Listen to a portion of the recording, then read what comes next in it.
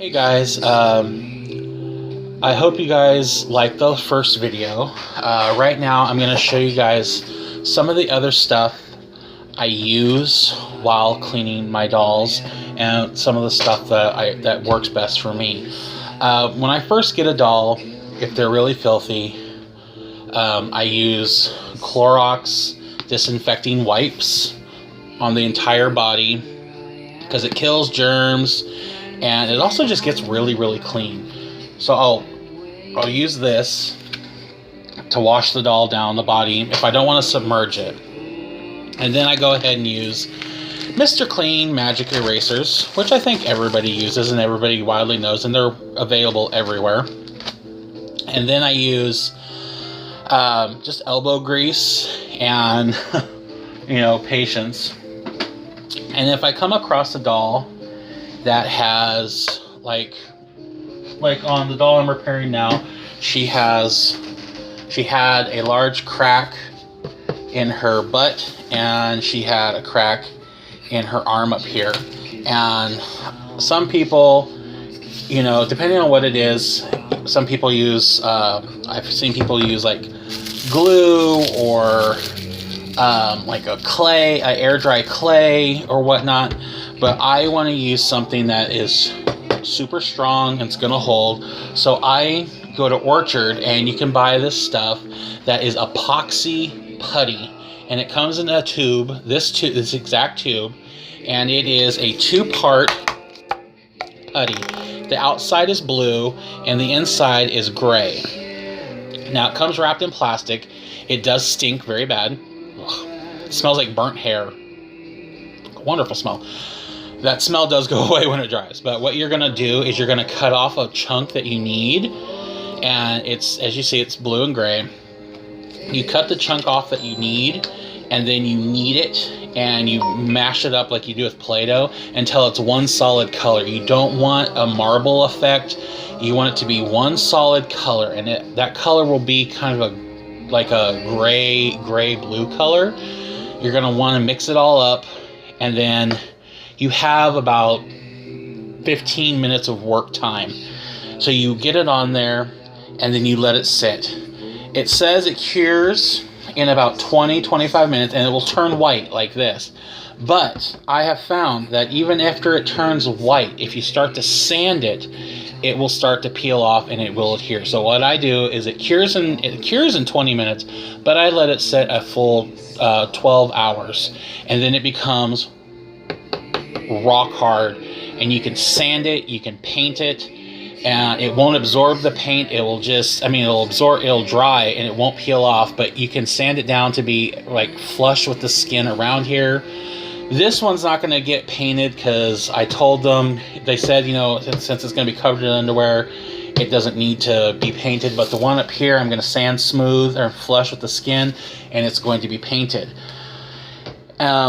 When it comes to painting, I know it's difficult to paint vinyl and plastic because the paint, if you're not using like chalk pastels and Mr. Super Clear and sealants and blah, blah, blah, blah, blah, it's difficult to do it. But I have found something recently that I'm loving, and it's available at Michael's. It's $4.79 a bottle, but it's called Leather Studio Leather and Vinyl. That's the important part. And it says you have to use 2 to 3 coats to cover. And I was skeptical, but I'm always trying to, find new things for dolls. So I have a demo doll that I work on when I'm trying to paint vinyl. This is this color, which is called pink or just rose. And see how it's streaky? That's because she only has 1 coat on. But when you put 2 coats on, it dries in a satin finish. And so it's semi-shiny but not super shiny, and it doesn't rub off, and it doesn't rub off with water, which is what surprised me, because I was immediately thinking it's water-based, it's gonna dry, it's gonna peel off no matter what, but it hasn't peeled off. I just wanted to test it real quick. I didn't do a second coat. I did this last night. It says you're supposed to let it dry for an hour between coats, but this worked so far. It's streaky because it's only the 1 coat. But I'm going to put some on now and see how that turns out. And other people, like, if you're using blush, if you want to use blush on a doll, which some people use, like, human blush, and that's fine. It will rub off over time.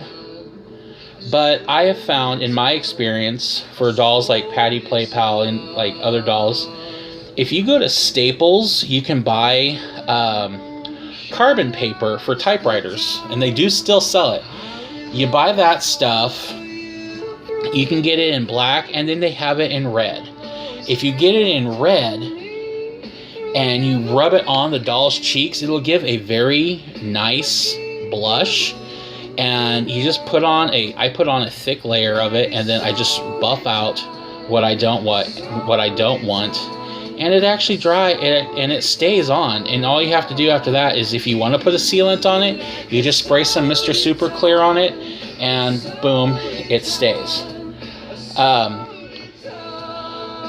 Oh, this brush is not working for me. That brush is dead. I'm not the best at painting.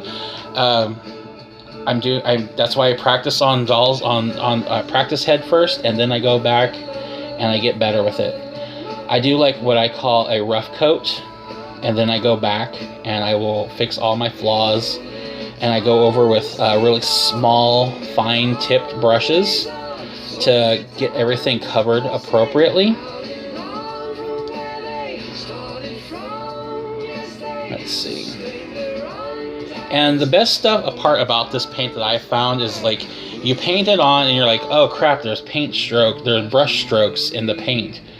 When this stuff dries fully, it does not show stroke marks. It like self levels, and it leaves a very smooth satin finish. It doesn't show stroke marks at all. Okay, let's see. So there, I put on a second coat, and it's not streaky. It's no longer, like, it's streaky in areas because I only did one part of the mouth. But once it dries flat. Not matte, but flat. That's just some of the stuff I use. And then when it comes to tools I use, I have my X-Acto blades that I use. X-Acto knives can be your best friend and your worst enemy. If you use X-Acto knives, if you're going to use any type of blade or anything and you're watching this, please do not use them unless your parents are around. If you're a younger person, just have your parents around, have an adult around. And what else I use is I have a collection of Dremels. This one is for sanding out large surface areas or carving in. Like, if I have something I've pulled out of the mold and I need to get, like, smooth out the large seams on the side of it and whatnot, I'll use this. For detailed work, because this is heavy duty. This one, this is the lowest setting. It barely spins.